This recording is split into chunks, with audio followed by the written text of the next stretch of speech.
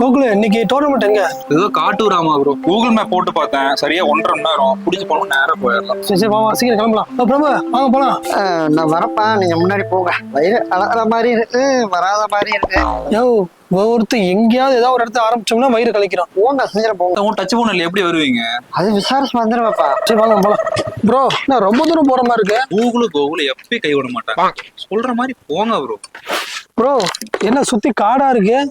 இப்ப நம்ம எங்க போயிட்டு இருக்கோம்? காட்டூர். கரெக்டா மேட்ச் ஆகுதா? போங்க ப்ரோ, நேரா போங்க bro.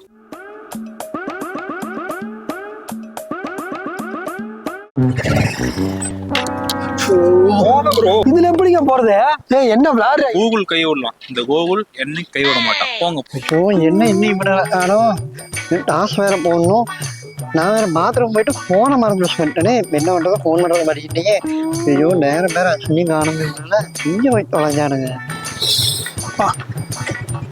காட்டூர் கிரவுண்டு வந்தாச்சு.